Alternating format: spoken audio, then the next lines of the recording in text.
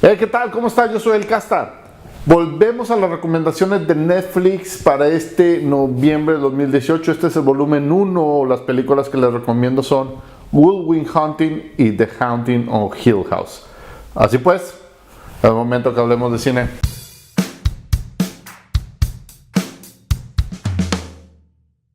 En 1997 yo creo que fue de los años más difíciles, en esa década hubieron algunos años muy difíciles para la academia y este fue uno de ellos. Esta película que pudiera haberse considerado una película menor, ya que era un guión de dos chavos en aquel entonces desconocidos, los cuales estuvieron peleando hasta que pudieron conseguir que una productora los contratara. Esos jóvenes que en aquel entonces tenían 25, 26 años, son Matt Damon y Ben Affleck. Si ahorita sabes de ellos, si ahorita sabes quiénes son Matt Damon y Ben Affleck, se lo deben a esta película. Esta película tuvo 9 nominaciones al Oscar, entre ellas mejor película, mejor actor, mejor actriz secundaria, mejor actor secundario. Ganó mejor actor secundario Robin Williams, ganó mejor guión Ben Affleck y Matt Damon, ganaron un Oscar por eso. Y la película es genial. Es genial, por ahí también sale Mimi Driver, quien estuvo nominada, y sale Stellan Skarsgård, que es el papá de aquel actor que le hizo de eso en la película de eso. ¿De qué trata la película? De un chavo genio matemático, genio en matemáticas, el cual trabaja de conserje en una de las instituciones más importantes de Estados Unidos en cuestión de matemáticas, y hay un maestro que lo descubre y trata de poner orden en su vida porque pues, es un tipo que se la pasa en la calle conviviendo con sus 3 mejores amigos, quienes son Casey Affleck, Ben Affleck y Cole Hauser. Son casi como si fueran hermanos, conviven en este Boston. Ben Affleck y Matt Damon son de Boston y les gusta mucho escribir sobre Boston, y la película es un reflejo también de la vida de Boston. Pero para poder ponerlo sobre un carril correcto, le pide un amigo de él de cuando era estudiante, este maestro, que es un psicólogo, para que le ayude a corregir a este chavo. Y este psicólogo es Robin Williams. De hecho, la película lo que te muestra es la relación entre el psicólogo y el cliente, que en este caso es Matt Damon, es el matemático genio, y cómo se ayudan mutuamente. Realmente es una película que te muestra esa sinergia entre los dos, donde te muestra la importancia de las amistades, de la importancia de entenderte, de sobrepasar tus fantasmas viejos, tus cosas que vas cargando para poder ser el mejor tú posible. Fue una película increíblemente bien aceptada porque vale mucho la pena, muy bien lograda. El director es Gus Van Sant. Estos dos actores batallaron mucho, primero para conseguir que se lo produjeran, luego para conseguir que se lo dirigieran. De hecho, primero iba a ser de Castle Rock, que es la casa productora de Rob Reiner, quien les dio un consejo muy bueno en el guión, un consejo que siguieron y que unos temas lo quitaron, le quitaron la importancia y lo pusieron solamente como un pequeño aspecto cómico dentro de la película. Pero fue un muy buen consejo. Después Castle Rock la hizo a un lado, trataron de buscar quién más. Se dieron cuenta que muchos productores decían que leían el guión, pero realmente no lo hacían, y pusieron en la página 16, algo así, una relación homosexual entre los dos personajes principales, los cuales eran heterosexuales en la historia, y nadie les decía nada de eso. Decían, está bien el guión, lo estamos viendo y demás, hasta que Hedwig Wensley, quien ahorita es odiado por todo el mundo, pues en aquel entonces lo llamó y le dijo, oigan, me gustó mucho, pero ¿qué onda con esa escena? No tiene sentido. Ahí se dieron cuenta que realmente sí había leído el guión y le dieron la oportunidad a Miramax, que fue la película más importante que tuvo Miramax hasta que llegó Chicago unos 4 años después. Esta historia es muy conocida, el cómo fue todo un trayecto para ellos poderlo conseguir. Es el Rocky de los 90, así como Rocky consiguió lograrlo en los 70. Esta película es esa película de estos chavos que le echaron ganas, que hicieron un buen guión en los 90. El guión está muy bien hecho, de hecho por ahí yo lo tengo. Solamente hay una escena que al final, la última escena, la última frase final que dice Robin Williams fue puesto por Robin Williams, pero a todo el mundo le encantó y la dejaron.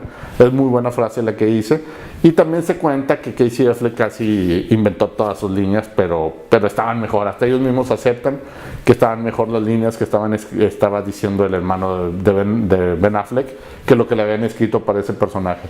Si no lo has visto, si eres pues naciste en los 90s o en los 2000s y no has tenido oportunidad de ver esta película, está en Netflix, vale mucho la pena. Hay 4 escenas que a mí me encantan, me encanta ver siempre estas 4 escenas, y cuando las veas las vas a notar, que es cuando están hablando en el parque, que solo para que sepan, Robin Williams era muy conocido, y aunque la escena parecía que están solos, había alrededor de 3,000 personas viéndoles cómo hacían la escena, porque sabían que estaba Robin Williams. Lógicamente estaban callando a todos, pero imagínense 3,000 personas ahí alrededor. La escena donde están platicando, tomándose una cerveza después de trabajar Ben Affleck y Matt Damon. La escena donde le muestra el file el psicólogo a este personaje, y la escena donde va y lo busca el personaje Ben Affleck a su casa. Estas 4 escenas son magníficas, creo que son los puntos centrales de la película, donde se sustenta toda la película y hace que sea agradable. Sales con una sensación de todo, qué buena película, todo le salió genial. Es el tipo de películas que necesitas para poder sentir que la vida vale la pena.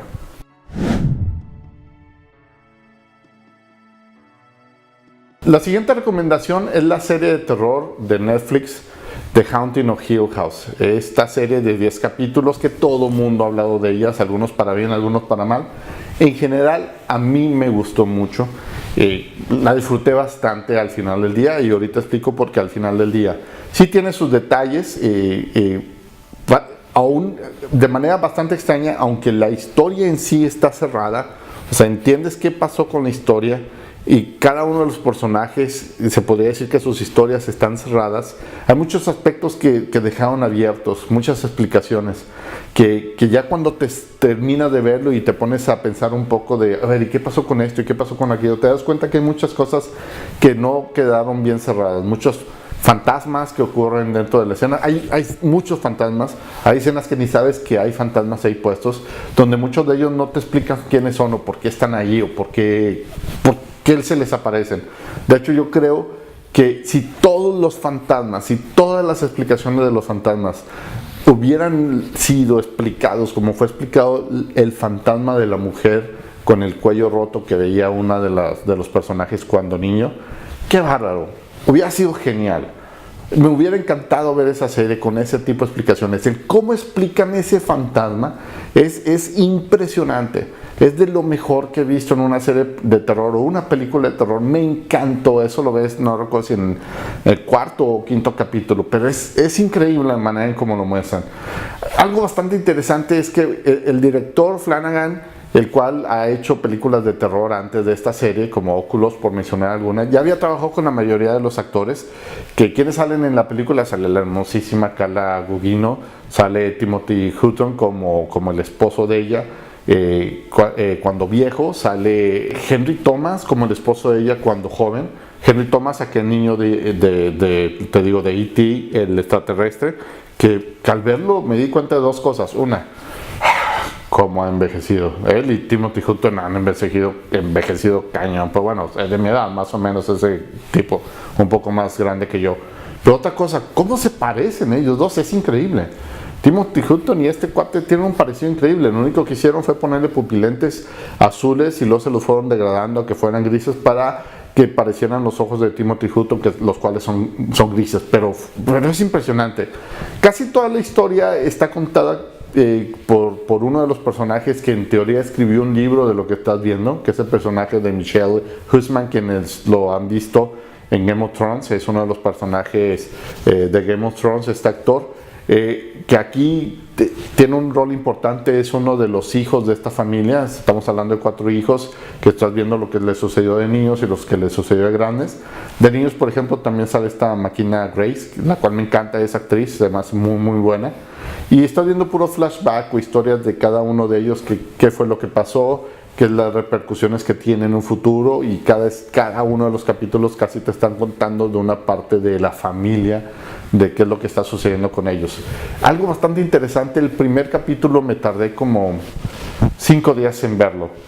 Siempre lo veía a partir de como las 11 de la noche y la verdad está un poco lento, muy adormecedor. O sea, para verlo a esas horas siempre me quedaba dormido a la mitad y empezaba de nuevo al siguiente día y me quedaba dormido a la mitad.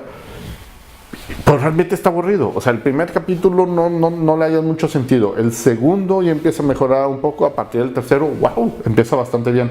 Pero no sé qué tiene ese primer capítulo. Si a ti te pasó lo mismo, estaría bien que me pudieras compartir. Pero si logras pasar ese primer capítulo y la mitad del segundo capítulo, todos los demás es muy bueno. Muy, muy bueno. El segundo es medio aterrador. Hay unos gatos en que, bueno, a mí que me gustan mucho los gatos, hay una escena medio friki ahí. Pero pasando ese segundo capítulo, todos los demás son muy buenos. Al final, como les digo, dan muchas explicaciones del suceso, del core, de lo que está sucediendo en medio, pero realmente falta mucho de explicar, mucho de los fantasmas, por qué sucedían las cosas, qué es lo que está pasando con esa casa. Pero al final del día, pues pareciera que no importa, porque te explicaron qué sucedió con ellos, con esa familia, y al final es lo importante. No sé si vaya a haber una segunda temporada que traten de explicar qué pasó con esa casa. Sería interesante ver lo que pasó antes, de las personas que vivieron allí, quiénes son todos esos fantasmas. Alguna explicación que dieran en ese sentido pudiera funcionar como una segunda temporada. Algo bastante interesante que noté hasta después de que terminé de ver la serie es que ya ven que se menciona mucho de que te tienes que olvidar de tus fantasmas cuando tienes algo en el pasado que te está estorbando. Aquí los fantasmas suceden en ambos sentidos. Son fantasmas que suceden de manera de terror, o sea, un fantasma, una aparición, pero también fantasmas de cosas del pasado que no dejas atrás. Ese juego de las metáforas del fantasma se me hizo muy bien logrado. De hecho, casi toda la historia te la está contando el personaje de Huisman, el cual es un escritor, que les digo, contó la historia de lo que le pasó a la familia desde su punto de vista, y como un escritor de novelas, pues avienta cierto rollo medio metafórico y habla mucho en aspectos de cómo en vez de solucionar tus problemas, tú mismo te pones paredes para que trates de evitar. Y en la historia, en el sexto o quinto capítulo, no recuerdo exactamente cuál, te cuentan algo relacionado con eso, pero algo contado realmente, algo físico que pasó a uno de los habitantes anteriores de esa historia. Pues realmente te lo están dejando de manera muy ahí, te lo dejo y me voy para atrás para que tú mismo te vayas dando cuenta de ese tipo de metáforas, así como los fantasmas de tu pasado, así como ese tipo de cuestiones, como todo tiene importancia dentro de la historia. Creo que para la crítica que la ha criticado mal, que si se centran mucho en esas explicaciones faltantes de tantos fantasmas que suceden, estoy de acuerdo, pero en cuestión de la historia y de la construcción de la misma, creo que hay que darle una segunda lectura. Yo creo que si la miramos de nuevo la serie, vamos a poder encontrar cosas que en esa primera ocasión que lo vimos no lo pudimos detectar.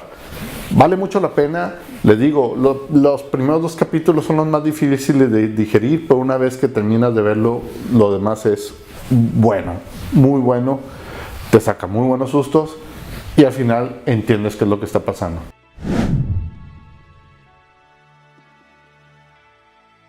Si te gustó el video, por favor suscríbete, dale like, comparte en tus redes sociales este canal para ir creciendo junto contigo. Sin tu ayuda, nunca lo va a poder lograr. Así pues, nos vemos a la próxima. Bye.